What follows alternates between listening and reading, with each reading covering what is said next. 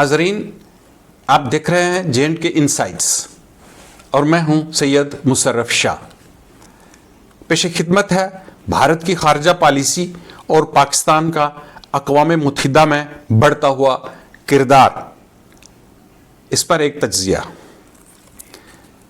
ये एक हैरान कुन मगर सफारती सतह पर नहायत ही मानीखेज पेशरफ्त है कि पाकिस्तान जो खुद दहशतगर्दी के इल्ज़ामात की जद में रहा है, अक़वाम मुत्तहिदा की सलामती कौंसिल की इंसदाद दहशतगर्दी CTC का नायब सदर और अफगानिस्तान पर पाबंदियों से मुताल्लिक़ कमेटी का चेयरमैन बन चुका है।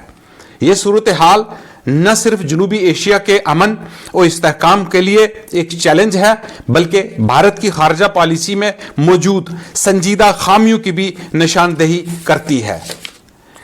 भारत अरसा दराज से दुनिया भर में पाकिस्तान के खिलाफ ये मुकदमा पेश करता रहा है कि पाकिस्तान दहशतगर्दी को बतौर पॉलिसी हथियार इस्तेमाल करता है, लेकिन जब आलमी इदारे में उसी मुल्क को अहम जिम्मेदारियां सौंपी जाए तो ये सवाल पैदा होता है कि भारत की सफारती कोशिशें किस हद तक मुअस्सर रही है।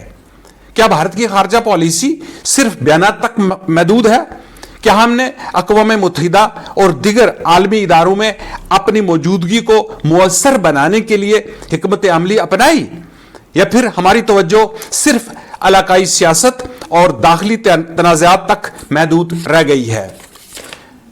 पाकिस्तान की यह सफारती कामयाबी न सिर्फ उसको आलमी सतह पर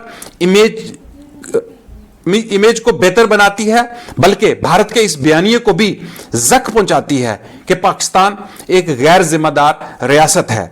दूसरी तरफ भारत जो खुद को एक उभरती हुई आलमी ताकत समझता है, वो इन अहम आलमी इदारों में पाकिस्तान के असर और रसूख को रोकने में नाकाम रहा।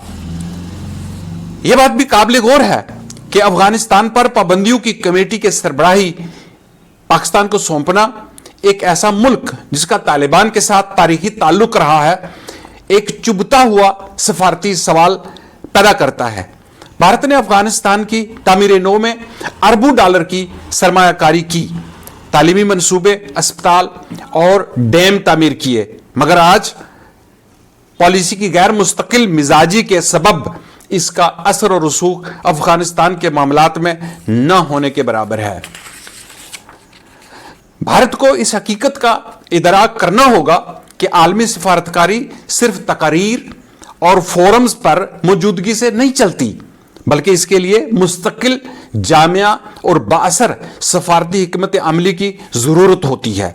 भारत को अक़वाम मुत्तहिदा समेत दिगर आलमी इदारों में अपनी मौजूदगी को मजबूत बनाना होगा और खारजा पॉलिसी में ज़मीनी हकाइक को मद्देनजर रखते हुए अमलियत पसंदी अपनानी होगी, वरना पाकिस्तान जैसी रियासतें भारत के बयानिए को आलमी सतह पर मुसलसल चैलेंज करती रहेंगी।